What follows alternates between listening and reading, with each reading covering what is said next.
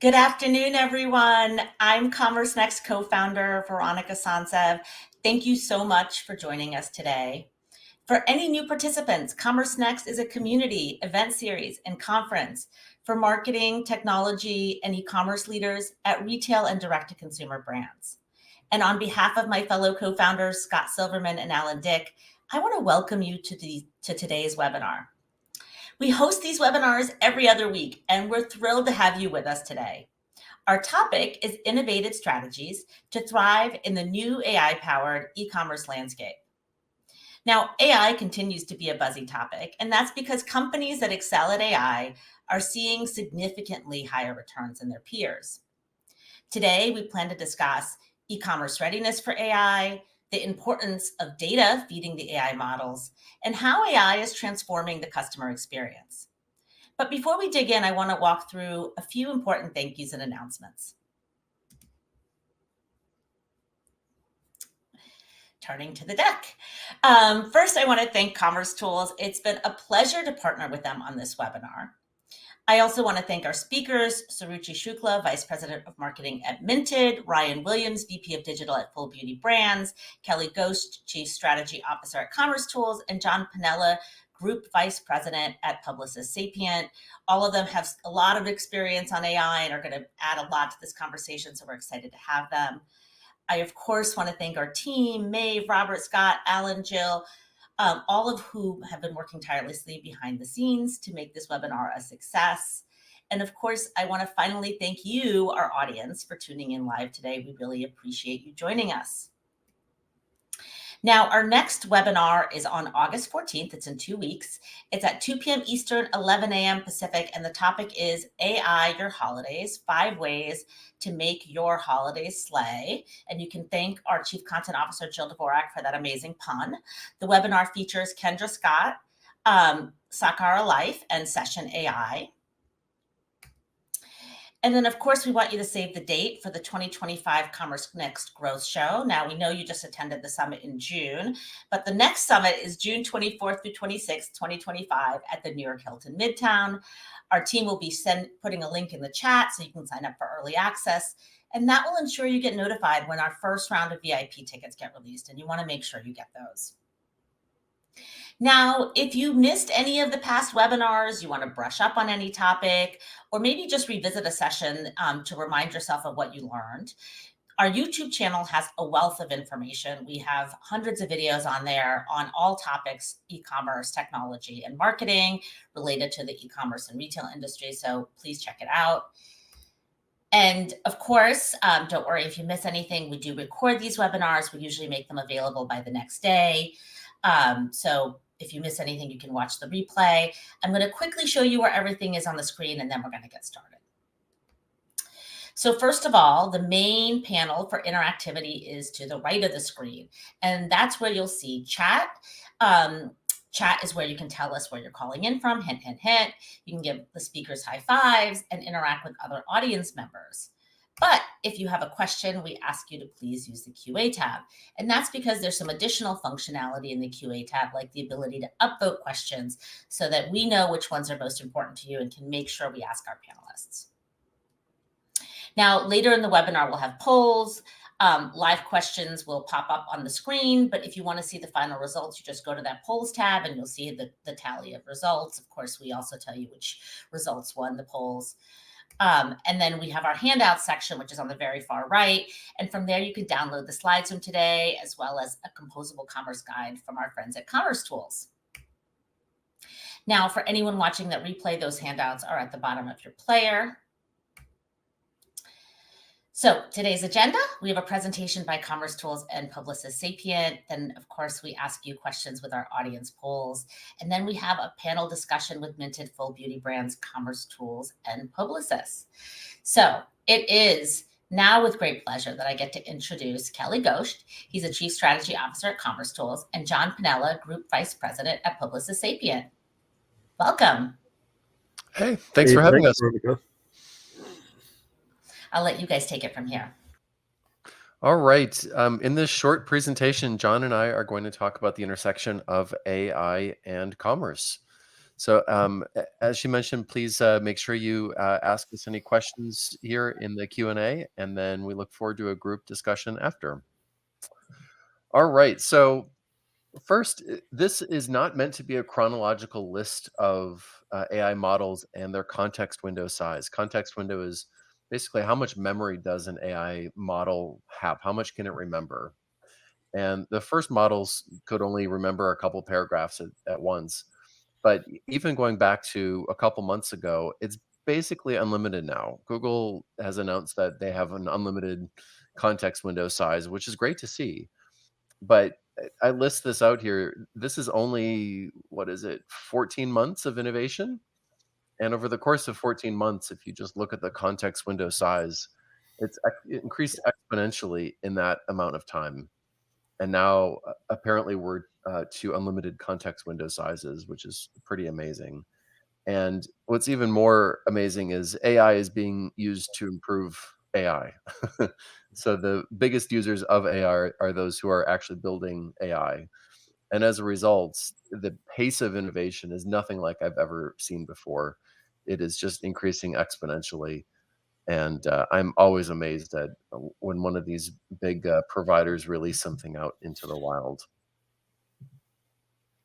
And this was actually a survey commissioned by Andreessen Horowitz, the venture capital firm, and they're talking about production use cases for AI. And as you can see, most of it's testing the things that are in production, and there's a longer part of this study that you can go find yourselves on Google. But most of these are internally facing use cases. And that's because it's still hard to control the output of AI consistently. And I don't know if you saw, but there was a pretty high profile incident where somebody actually convinced Air Canada to give them a refund when they weren't supposed to. There was another example where, through some very careful prompting, a journalist from the New York Times made AI sound like it was falling in love with it. And they're having a very romantic back and forth discussion. And it was kind of misleadingly reported as AI falls in love with a reporter, but it was all through very careful prompting. And that's the thing about AI is you can lead it in any direction you want, and that's why there are great production use cases, yes. But as soon as this, constraining AI to only talk about things that it's supposed to talk about is perfectly solved, we're still not going to have a ton of external production use cases where it's in front of customers. So I expect that to be a very solved problem. And with that, I'm going to turn it over to John on the future of shopping with AI. Yeah, thanks, Kelly. And I think that last point you made is an important one because, you look at, as you talked about on the initial slide, the idea of how basically you have unlimited context today. Well, that also means you have unlimited data. And if you're using the data improperly or using the data as not expected, the results aren't also going to be what you expect. And I think so many folks, as they think about the idea of shopping, having AI give you those recommendations of what products you might use, what others similar to you have looked at, and so forth. They think about it all from a product and a context perspective. I think one of the really important things to think about how AI leverages the data is what path are you taking in the navigation components of it. I think the future of shopping is absolutely product based and making you recommendations that you can use and providing you in context help around that. But I think it's also guiding your navigation to be hyper personalized for your environment so that it enables the knowledge of what you're doing and what others are doing, the path you're taking, where you're backing up, where you're doing those things and enabling it. And to that point, I think that's where the future of shopping really is around that broader engagement. Kelly?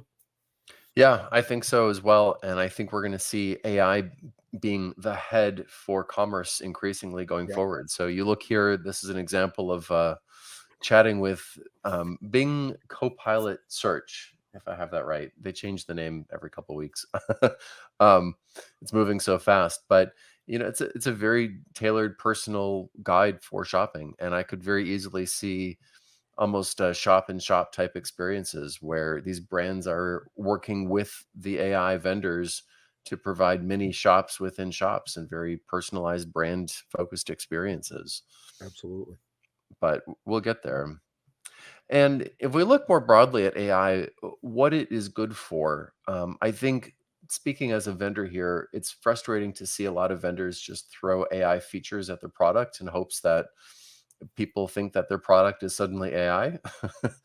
And we at Commerce Tools, at least, look at AI in a very specific way. So AI is great at content authoring. And given that we're very much an enterprise commerce platform, the content is authored in third parties. It's PIMs, it's DAMs, it's CMSs. That's where things are authored. And AI should absolutely be used there. That makes perfect sense. But in a best of breed mock ecosystem, you have specialized systems that are used to generate this content. The next is decisioning. So think of order routing. Where does the order get fulfilled from? Is it in store, or is it being sent to a warehouse for shipping? Things like search, things like fraud scoring. Is this a fraudulent purchase? So those are all examples of decisioning, and those are more machine learning use cases. But still, it's pretty impressive, and I think AI can really help there. And the third broad category, and that's where we partner with Sapient and John, is around enablement. And what that is building experiences very quickly. It's demos, it's code generation, it's creating integrations with third parties, it's customer service, it's all the enablement part of it, as opposed to AI being the thing that you do. And I'm a really big believer that AI shouldn't be the thing that you do. You should be implementing features, and AI can and sometimes should augment those features, but AI isn't the goal. The goal is creating features for your shoppers that may or may not happen to use AI behind the scenes. And before I turn it over to John, one more point I'd like to make is whenever a new technology becomes available, there's suddenly much, much, much more demand for that technology. So when electricity first became available, when gasoline first became available, when all these things that were very, very expensive become cheap. Think of computing power, think of the internet. When you get more of something, it skyrockets demand for that thing. And I think that's going to further digitize our world over time. John, anything you want to add there? No, no, I think you're spot on. If you jump to the next slide, I mean, I think it plays right into this, as Kelly said. At Publicis Sapient, being a systems integrator and consultancy, I mean, we work with our clients to help them implement features and functions. And what is AI doing for us and our clients? It's accelerating that time to value. The ability to be more agile, to be able to innovate more quickly, to be able to react to what's going on in the space. I think that reaction component is so critical, because you look at many retailers today where they have the challenge is reacting to outside forces, whether that be a competitor, whether that be weather, whether that be a new product, whatever it might be. And the ability to be more reactive to that is so critical. And as Kelly said, we're really seeing the ability of AI to drive that capability. So you look at something like integrations on here. Kelly and I are both have been associated with the mock for a while. Kelly was, of course, the founder. I'm currently on the executive board. And as we define those standards for integrations, the ability of AI to very quickly build that integration and put it in place allows you to try new technologies, to put them in place, and then for folks like us and for folks like the clients themselves to be able to develop features and functions that leverage those components behind the scene that are very agile and quick from that perspective.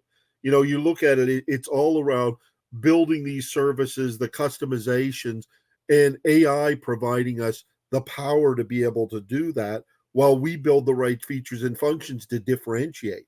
AI's differentiator is obviously very broad, as Kelly showed on the last slide. It could be everything from order routing to product selection. But we view kind of the key is it being able to enable you to do your job better, more quickly, and more reactively to the environment. And if you move forward to the next slide, the idea is really that, we come back to the idea of data, data, data. I say it way too much, but data is so critical to what's going on.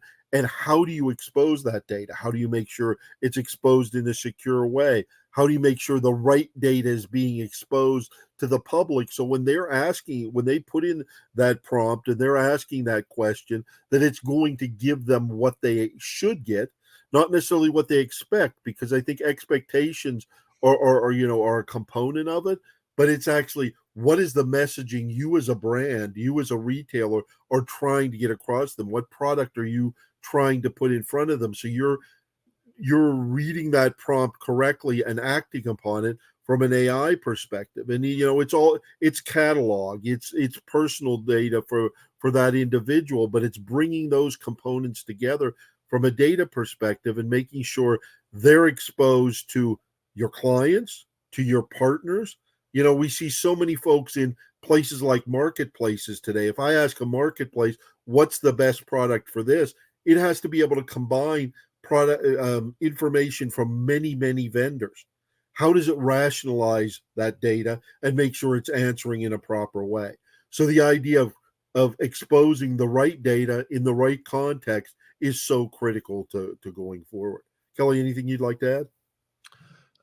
No, I think we see the world very similar way here, and I'd really like to reiterate that AI is fantastic. It just has to be used right. And with any new technology, there's a lot of hype.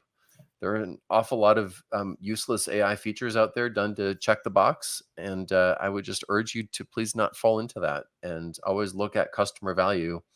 And if AI happens to help, then great. But if not, don't force it. Yep, agree. Agreed. So Veronica, let's turn it back over to you.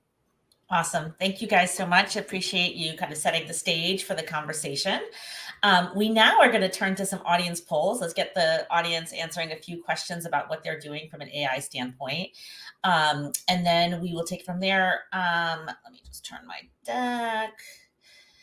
All right. So here we're on our first question. How far along is your company on its AI journey? And we have kind of four options here. The first is advanced. So you have an AI strategy, you've deployed multiple AI technologies, consistently running pilots, and have AI recruiting and education practice in place. So that would be advanced. Intermediate is you've established an AI strategy, you started testing AI technologies. Um, C is just a beginner, so you're just learning about AI and trying to come up with an AI strategy. Or D is really not started yet. It's not a factor in the business. Okay. It looks like the majority of you consider yourself in the beginner stage, which is great, but almost as many of you are in the intermediate stage. And we have one person who's on the webinar who's in the advanced stage. So, or a couple people here. Thank you so much for answering that question.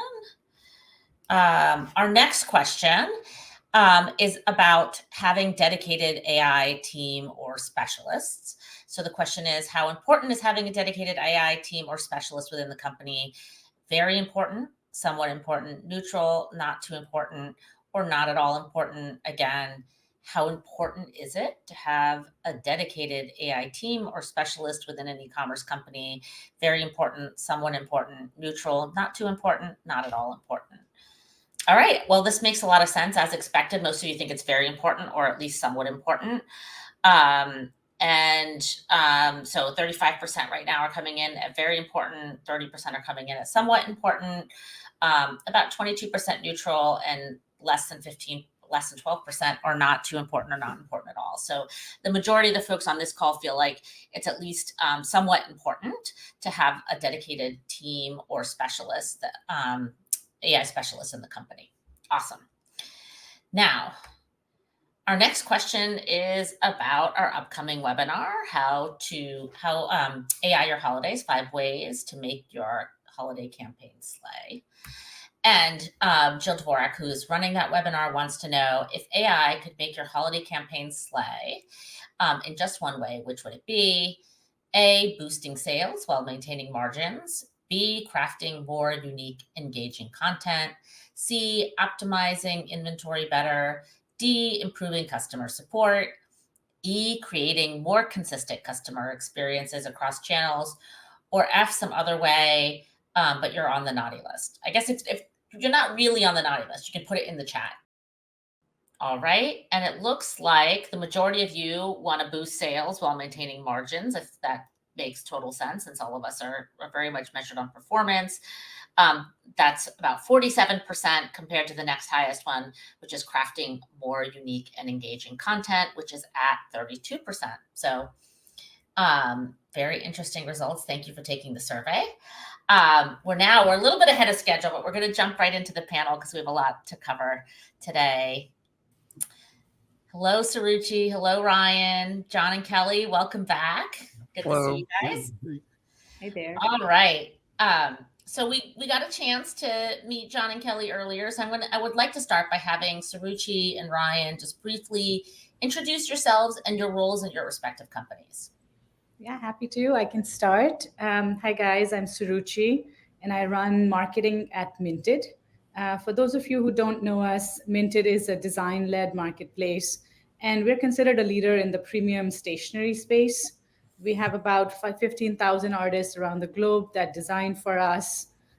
You would use us for your wedding invitations or your holiday cards, but you can also, come to us and buy unique artwork, home decor, paintings, sculptures, things like that. Prior to Minted, I ran marketing for Taylor Brands, our signature flagship brand there being the Men's Warehouse, but a few others as well. And before that, I've spent most of my career running marketing and e-commerce teams at tech companies like Google, Nest, and Apple. So excited to be here. Such an important topic. Thank you for having me here. We're thrilled you're here. Ryan. Hi, my name is Ryan. I lead digital experience at Full Beauty. For those unacquainted, Full Beauty is a 100-plus-year-old direct-to-consumer retail company specializing in plus and extended plus sizes.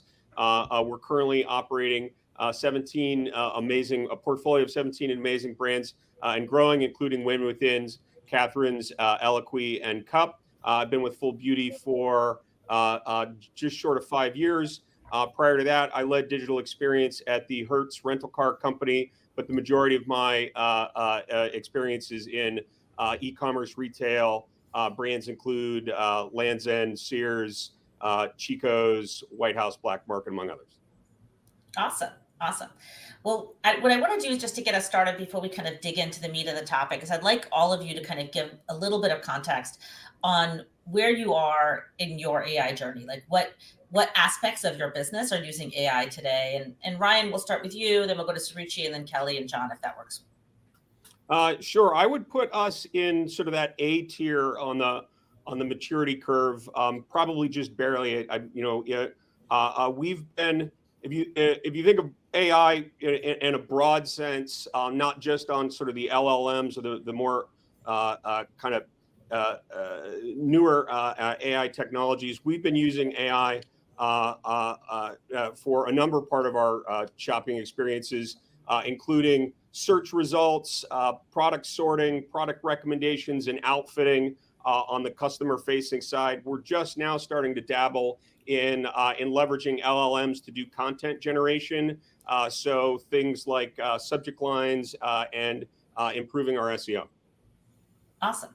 Saruchi, how about you?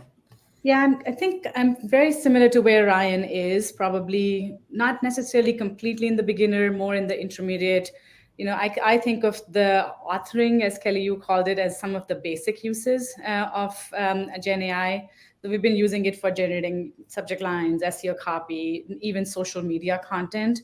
But really, the power for us is in using AI to do hyper-personalization. We had been experimenting with personalization, but how do we now start to be even more mindful of a customer journey? So depending on which marketing channel you're coming from, what have been your previous touch points, how do we then personalize the content on the site to talk to you? That's where the power of AI is really what we're trying to harness.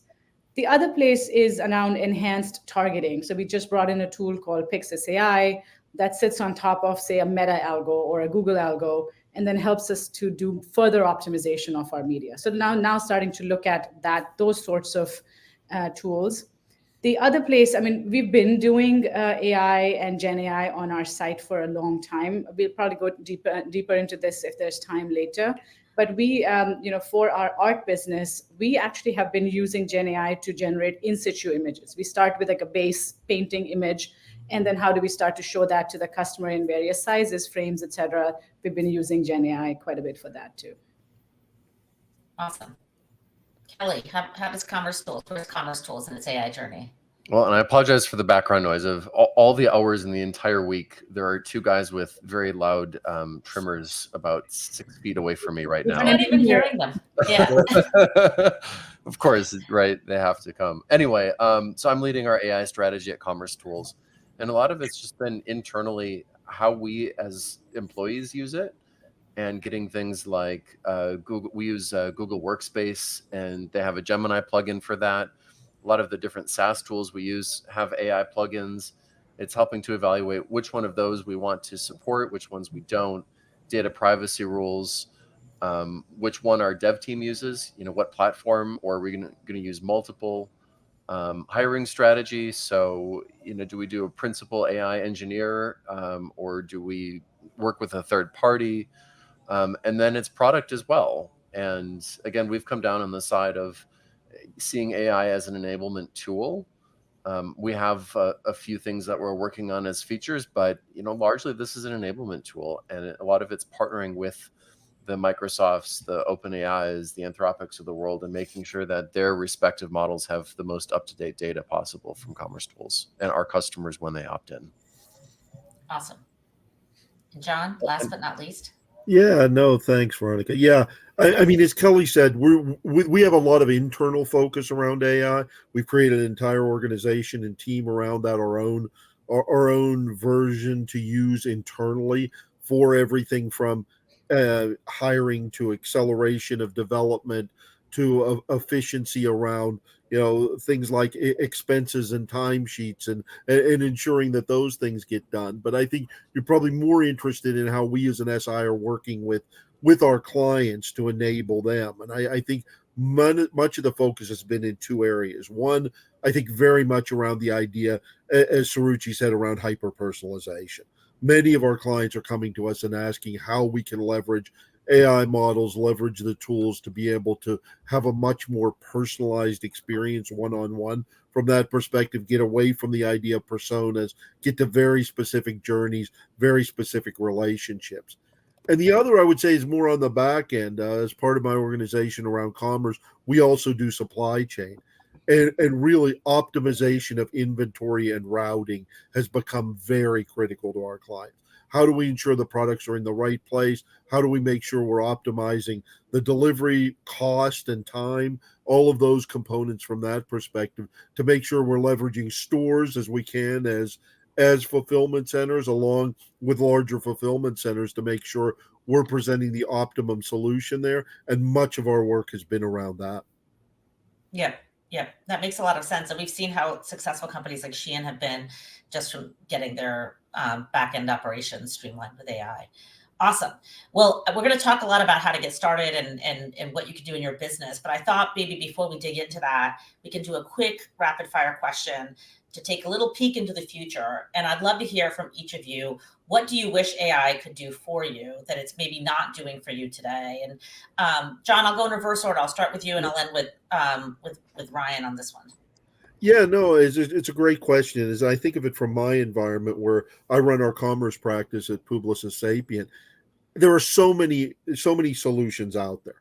As I mentioned earlier, involved in the Mock Alliance, and the idea of composable commerce has become so pervasive within the market today, although the large vendors are following and so forth. But what AI can really do for me is, how do I become more agile with building those integrations, be able to plug and play? We talk about composable commerce being Lego blocks. How does AI enable me to dynamically change those building blocks in certain situations? In this situation, use this search engine, this situation, use this one, and have all of that happen dynamically from an AI perspective. That would be the ultimate for me, that I'm able to create an environment for clients that it's using the best tool at the right time to get them their answers, and that AI is building those building those links and those integrations. Awesome. I Kelly? wish AI would do more augmentation of its results. So you can use RAG, which is retrieval augmented generation, and AI can then call out to authoritative third parties to augment or validate results. But it usually doesn't, or if it does, it calls out to random websites a lot. And I think there's an opportunity for vendors like Commerce Tools, and there are a lot of other authoritative sources of data out there to be able to provide that data in an authoritative way to the AI vendors out there. So they're augmenting their data with real, actual trusted data. Sorry, Veronica, I'll talk about 3 or 4 things. Two of these items are, things that have been on my wish list for some time. Two others that I didn't even know I wanted it until somebody actually talked to me about it and demoed it to me, which I thought was, quite interesting. The first one's around dynamic pricing. I think I've talked about this in a few other places too. Retail, I feel like, is lagging a little bit when it comes to really being super dynamic around pricing and promotions. Promotions, a lot of vendors are starting to solve. Pricing, not so much. And I always think about the travel industry and how much they've done there, and why couldn't we actually figure out, if I need this shirt more than Veronica, you need this shirt, maybe I'm willing to pay more for it, right? So I think there's dynamic pricing is probably my first one. Second one for me is, thinking about what sort of questions a consumer has pre-purchase, and being able to predict that. So the customer, we are hand-holding the customer without the customer even realizing it. So there's like, it's been kind of translating into generative Q&A, if you will. We've always had FAQs on the site, but they don't really take my personal questions into mind. So that's kind of the two that I'm really wanting to see pretty quickly. The third one that somebody demoed to me, which I think could be very powerful, is if you actually take a lot of your customer service calls and recordings and feed it to AI, can AI do some sort of pattern mapping there and be able to really tell you how could you go and make NPS changes very quickly? Because it takes a lot of people to decipher that data. And so that's one of my things. Like, I was like, I didn't even know I needed this, but this could be fantastic. And then my last one, this was another one that somebody demoed to me, is more in the retail, in the physical stores.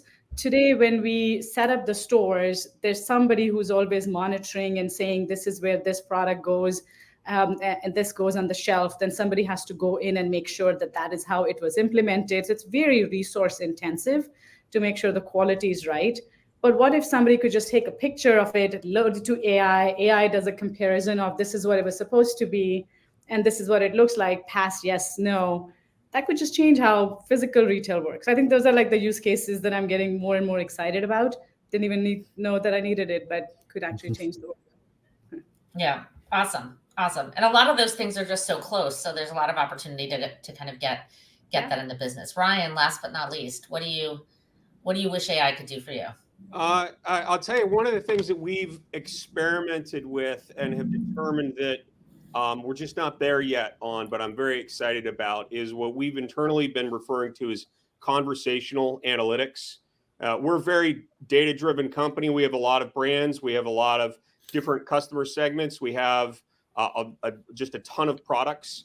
And so in order for us to continue to try to optimize, there's a lot of questions that we have. You get into the 5 whys. Okay, year over year, this KPI is down. Well, why is that? And a lot of, you can have a lot of calorie burn with, we've got a small but mighty analytics team, and you can outstrip that group really fast with a lot of follow-up questions, which means that we're not always getting down to actionable insights on what we believe are big, or maybe not individually large business opportunities, but a whole bunch of medium or small kind of long tail business opportunities around, optimizing our email sends, or trying to figure out for this particular product category, what's the best way to sort sort the products that are being presented.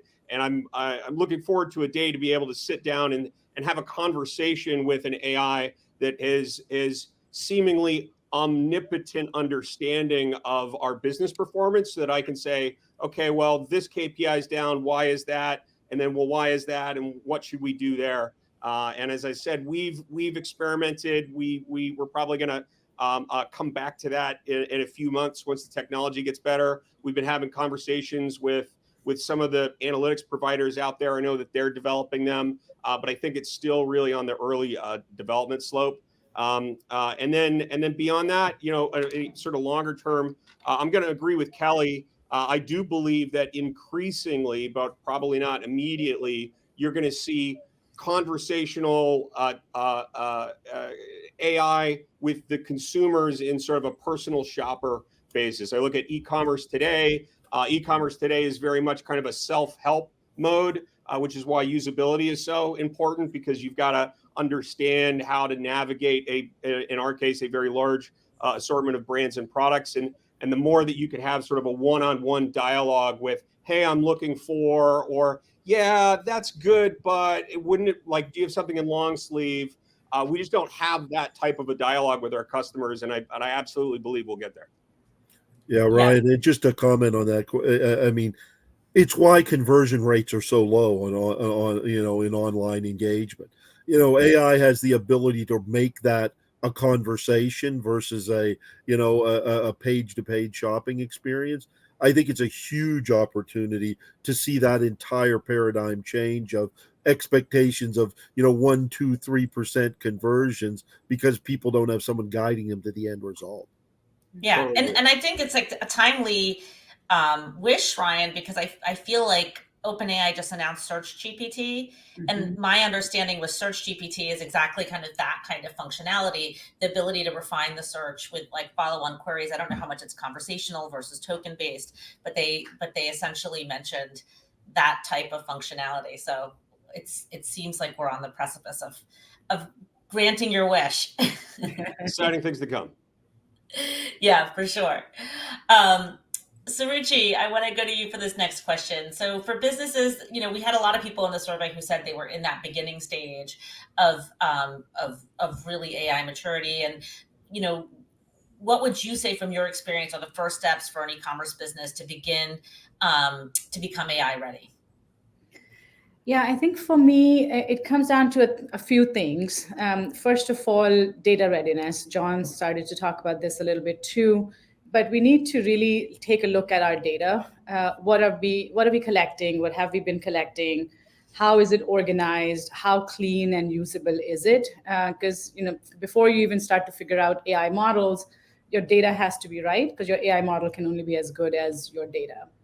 But secondly, for me, it's around openness of an organization towards adoption of AI, and being very open and honest about it. There are so many use cases just through this conversation. You can see there's so many use cases that AI is solving that it can become pretty overwhelming for the teams to get started. And it's imperative for the leadership in the company, I think, to allow for teams to go explore and experiment with things, see where AI can or cannot work. But I do think on the flip side of this, because there's so many use cases AI is solving, it's also important to put some governance and policies in place, because it can very quickly go from experimentation to becoming the wild, wild west of AI tools. So, you asked this in the poll question. I think it's extremely important to create an AI task force. We at Minted have a leadership task force that meets on a weekly basis, and we kind of take a look at all this new enhancements that are coming towards us. Which ones should we go try or not try? Then bringing in your legal teams to provide guidance on customer-facing AI usage, having your IT teams put some sort of structure around, which tools are right, and even managing licensing of these tools centrally can be very helpful. So it's like, get started with data, be open to the adoption and experimentation, and then very quickly come up with governance and policies around it. Awesome. Super helpful, Suruchi. Ryan, anything you would add to that?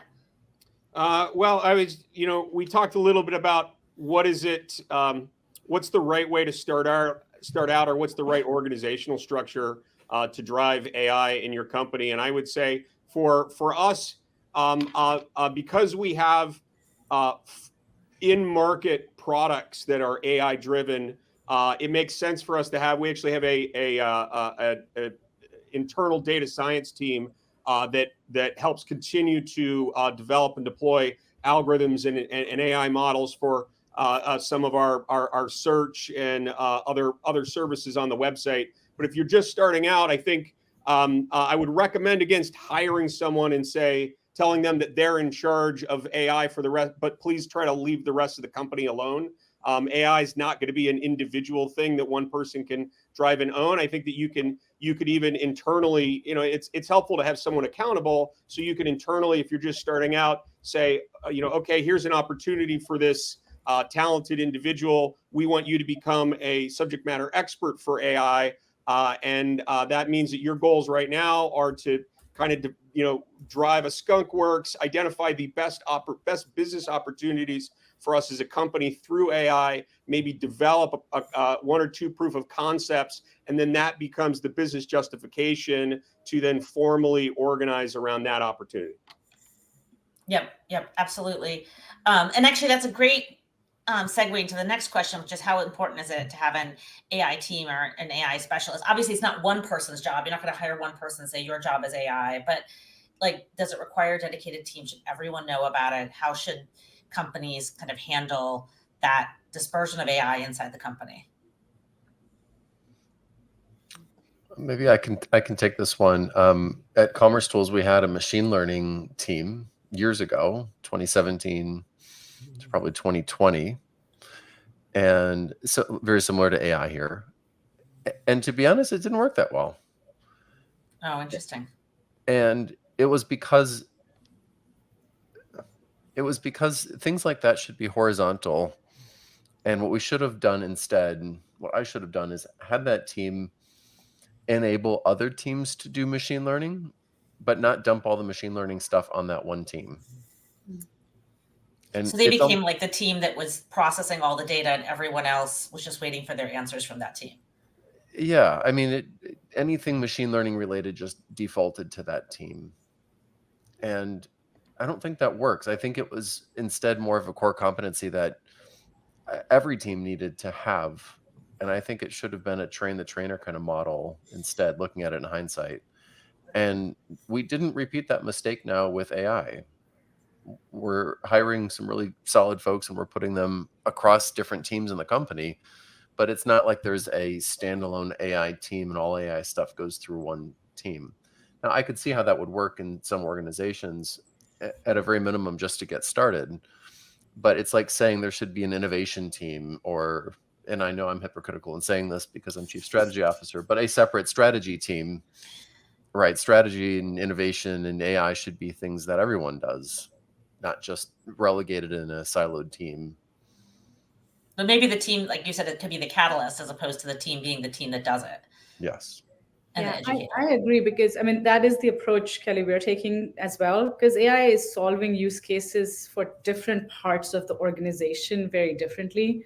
So customer service use cases that it's solving is around call deflection, agent management and things like that. On the development side, it is code generation, but it can be around testing your code. So it's a very different type of use case. What it's solving for me in marketing is around how much money should we be spending on brand photo shoots versus image generation that we could do internally. How quickly can we go around targeting and copy generation. So I think the use cases are so varied that having one person try to speak for every part of the organization is quite tricky.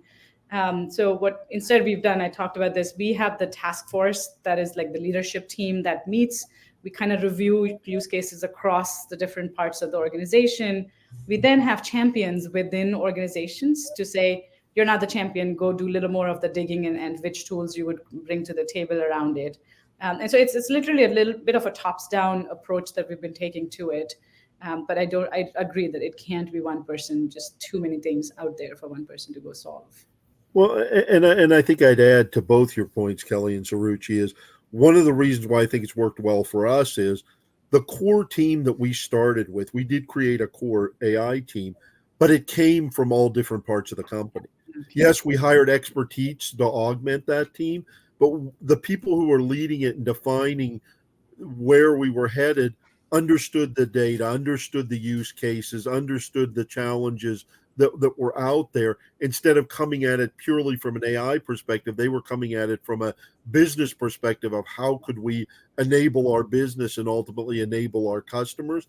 And that was the focus. Then augment it with expertise and then spread that across the company. It works as a horizontal across all of our verticals to support that. But it started with those core folks that knew the processes. It comes back to, I think, a comment you made, Saruchi, of using the right data and the right processes. We had to have people that knew that to kind of kick things off. And actually, there's just a quick follow-up question. I'm going to try to integrate some of the audience questions here. Sakina Luckett, founder and CEO of Luckett and Co, is asking, do you think there should be a team to learn and then teach other teams how to use it? Which is what I think Kelly had said earlier. It's like that, there's the team that's a champion and then they're teaching everyone else. Does everyone agree with that?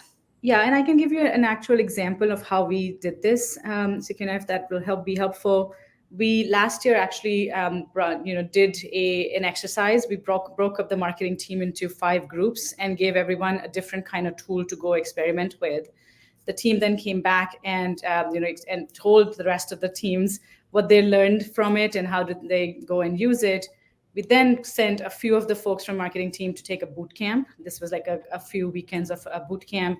And then they came back from that boot camp and started to disseminate the information and educate. So yes, I think it is that is how you're going to make your teams learn, by having some people focus on different parts of AI and then be the deliverer of information across the organization.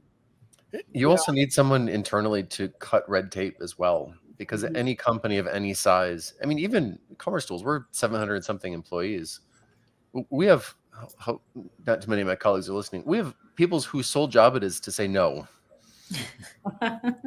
We have a legal department, we have a procurement department, we have a data security department, we have a product compliance department that's making sure we're complying with all the various regulations. And they have no interest in saying yes. They have every interest in saying no.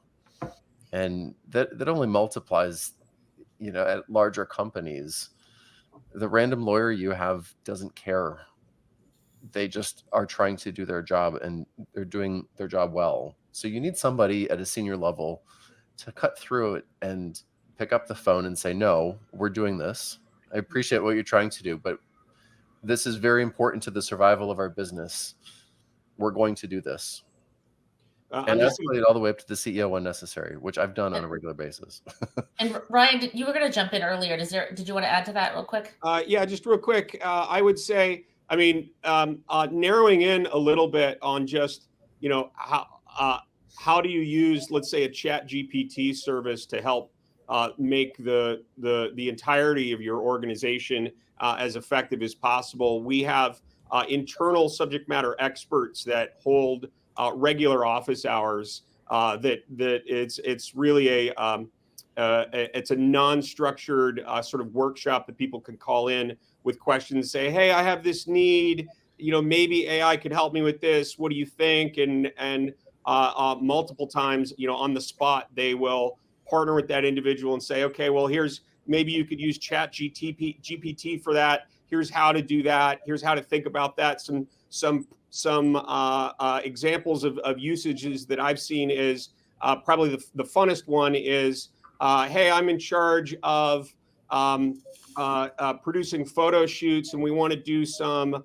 on-location shoots, and we're inspired by these photos that we've seen online of Morocco and Maldives and other really cool locations that we're not going to be able to pay back if we actually put people on an airplane. Are there locations domestically that have similar backgrounds to this? And we've helped them build tools so that they regularly can use this GPT, feed it in some images, and get guidance on click here for the Google Maps location of this museum's botanical gardens, et cetera, et cetera. Oh, that's so cool. That's so cool. Brian, I want to stay with you for a second because at a lot of my dinners, once we kind of dig into AI, one of the challenges we hear a lot is the data.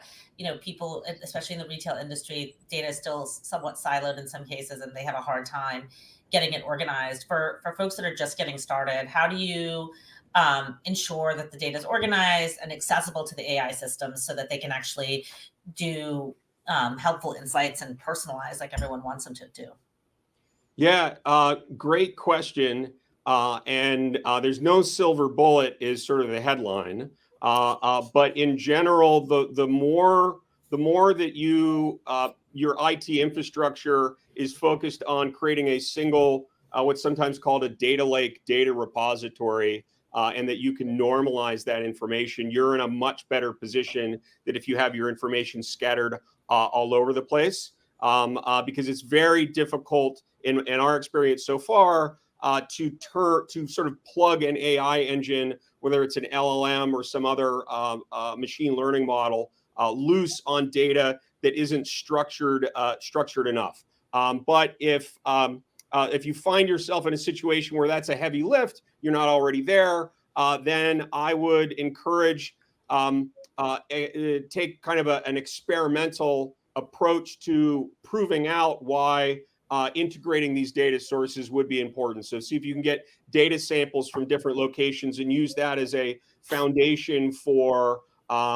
building a chatbot on top of that, or on coming up with a predictive model to determine when to send emails, et cetera, et cetera. We've found that data dictionaries are also very helpful. So not only having the data accessible in a way that you can easily integrate, but then defining the different variable names. I mentioned before that we've had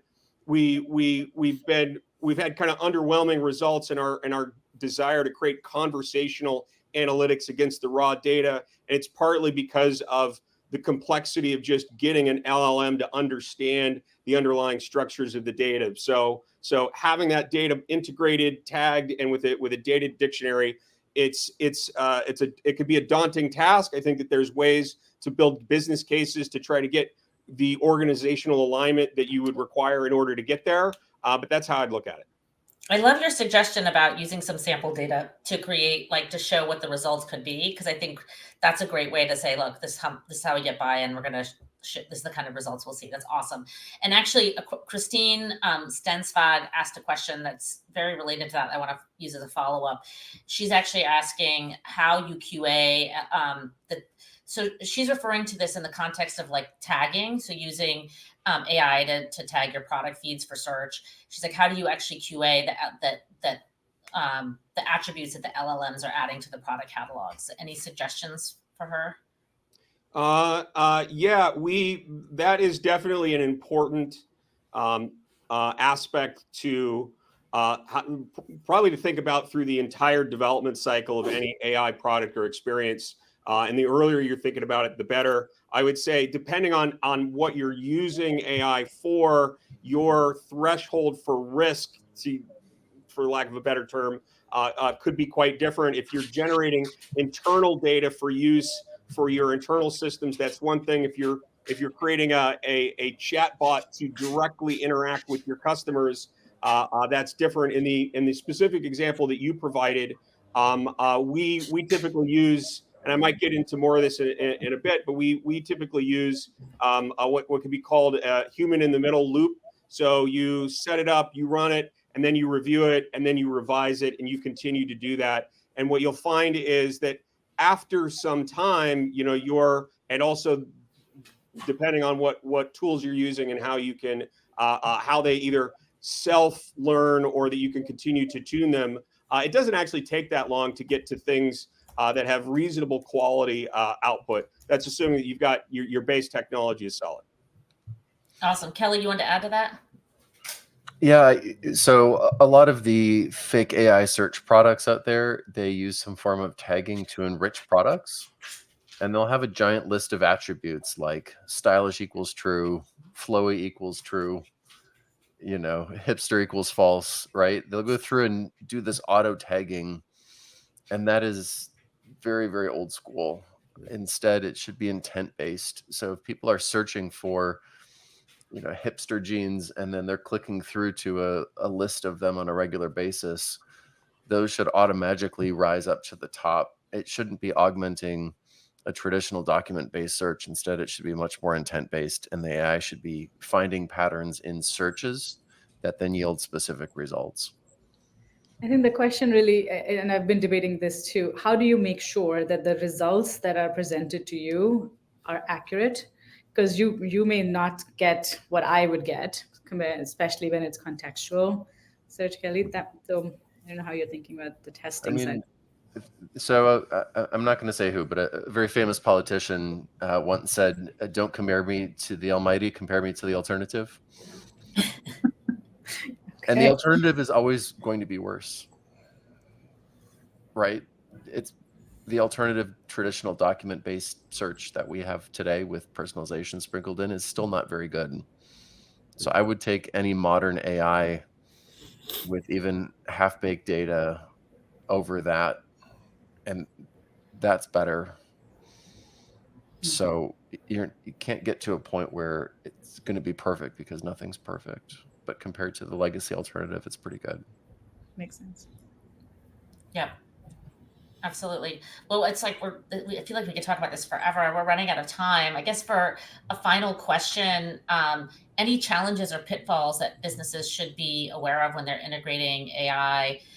We talked about data, so obviously we need to get the data house in order, but anything else you can think of? Suruchi, I'll start with you on this one. I mean, I think the challenges that we have to be mindful of is it is such new technology. We don't know what we don't know. I mean, there's the question of the accuracy of the data, and if people are seeing what Gemini kind of got into trouble with some of the answers it gave out. So there are lots of risks around brand reputation damage, and while these tools are all very fun and exciting, they come with a ton of risk.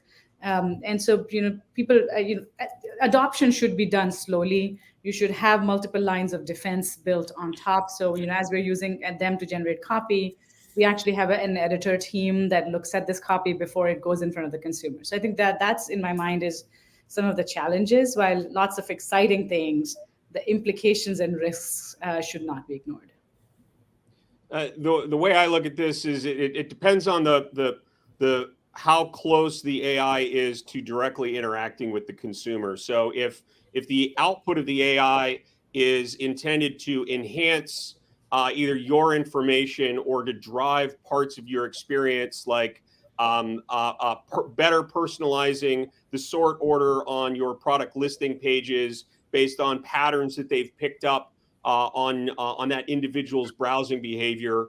The risk of it giving away free plane tickets or some other horrible business and PR problem, pretty low on that. So I think that the way that you measure that is that you experiment and you test. We're very big on testing. If you're doing it right, you can release something to a small percentage of your traffic and then measure A/B test performance against that. And if it's putting up the numbers, open up the throttle. If it's not, go back and keep working it. So that's sort of the back of house AI move forward. Then you've got content generation where you can do that human in the middle process where, hey, can you help me achieve speed or scale in a way that my current staffing can't do to writing subject lines or writing product copy. And now my team can use that as a tool, but we need them to then perform more of an edit function and a QA function.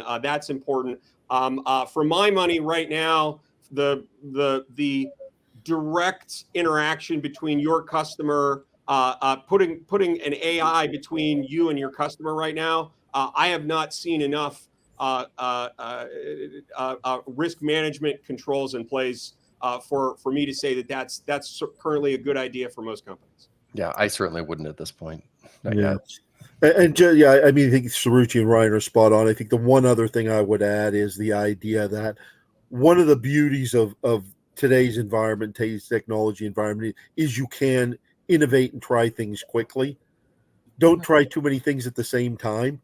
You don't know what's driving the results and what's potentially driving poor results from that perspective. Make sure you're quick, you're agile, but you actually are able to measure the results of what you're doing as you start something else, so you can ultimately see the impact on your business.